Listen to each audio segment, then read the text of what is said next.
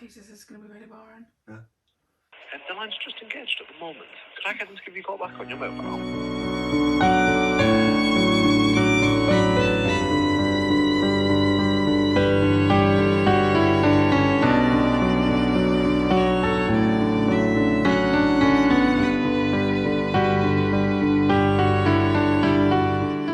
Right, so you're here to see. Right, hello. Start again. Start the whole thing again. Let me pause and restart.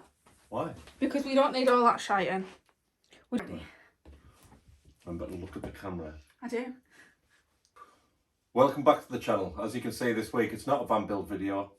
If you're new at the channel, we're Taylor and Abby, and we're currently converting a Peugeot Boxer. If you've seen our previous videos, you'll know that we've had some mechanical issues with the van. This has all come to a head in the last week, really. We're going to go through what we know so far. We don't know exactly what the issue is, but we have a rough idea. We went for a private sale just because it was quite significantly cheaper than buying from a garage. The man seemed very genuine, lovely, reassured us about the work he'd had done, even though he had no papers, which should have been a bit of a red flag. It was amber for me, but, you know. But because he seemed so nice, and the van drove really well, we went for it. We'd been looking for so long at that point, and we just wanted to get cracking. And we had no vehicle because we'd sold our car. Yeah. So we took the van in for a service, which was the first inkling that the van hadn't really been looked after as we'd been told, because everything was minging and they had to grind the bolts off the air filter to get the air filter out and change it, which obviously, if it's being looked after, it shouldn't be like that because it's been serviced and then bolts have been used. We had a couple of things that had been replaced due to a few issues, but was nothing major, so we weren't too worried about that. So then in December, we took the van out just to give it a run out and get some shopping, and the radiator fan started kicking in really heavily, and it was making like a loud noise, and the engine started rattling. We were just going like this. What? Right, and our neighbours think we're auditioning for some sort of OnlyFans channel now. Fine, I'll do it a bit more PG, sorry. And we were just going like this, the whole van was just jolting, it was really freaking me out, weren't it? And I was like, let's get out, it's gonna blow up. And you're like, no, it's fine. It's fine, you will though. Oh yeah, I was really scared. We have a OBD, is it OBD? OBD reader. Yeah. And we put that on it and it told us it was the engine's coolant sensor. Yeah. Which we had replaced. And then on the way back from having that replaced, the engine light came on again, the fans kicked in, and we were just back to square one.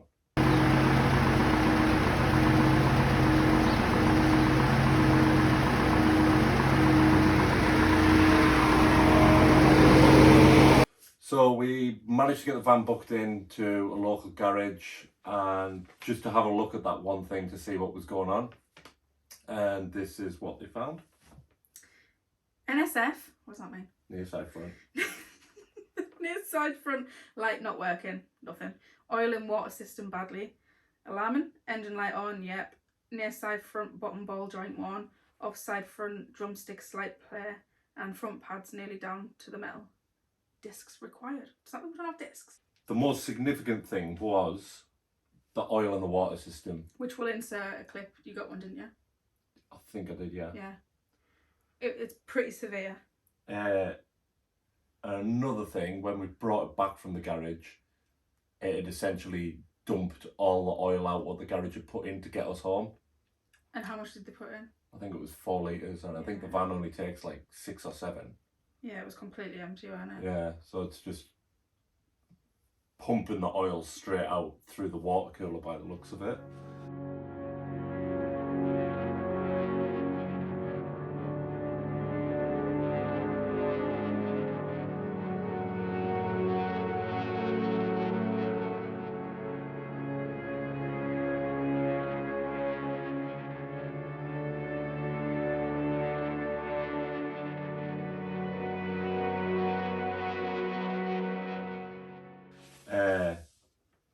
So we've done a little bit of research into this.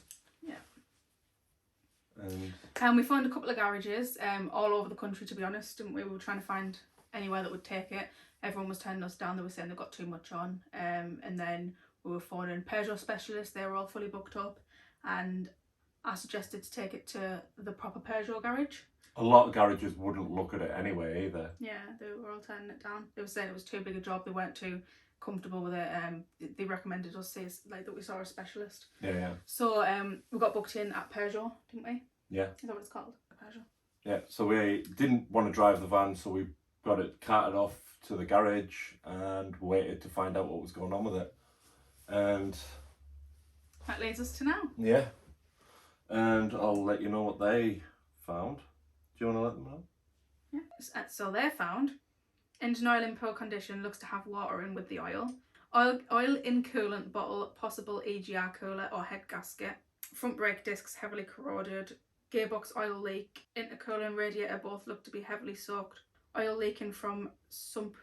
Leak coming from drive shaft gearbox area. Possible drive shaft oil seal. Not sure what that means. And rear brake pads.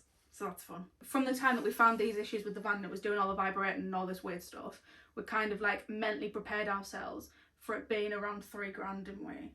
For it being like worst case scenario, possibly like getting a new engine and getting the engine fitted. So we were thinking $3,000 to $5,000 mark. Yeah.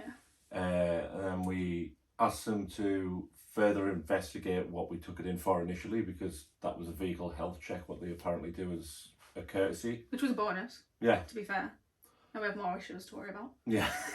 they think the issues may be linked. Yeah. But then we got this phone call, and I'll pop it in here. So I've got an update for you. So we've carried out the diagnostic test as asked by yourself.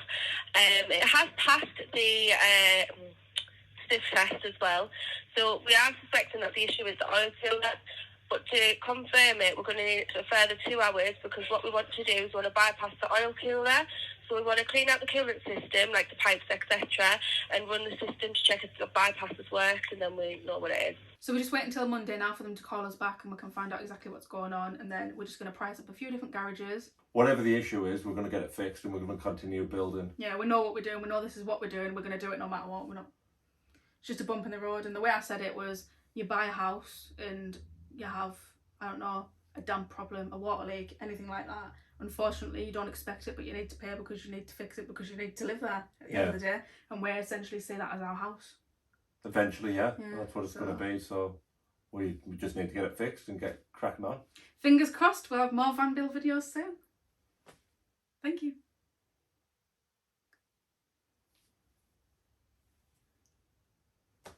Did it? High five.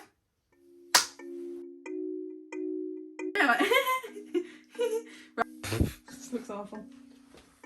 Our house isn't interesting. What can we do? No. Right, what we saying? Hope. We previously mentioned.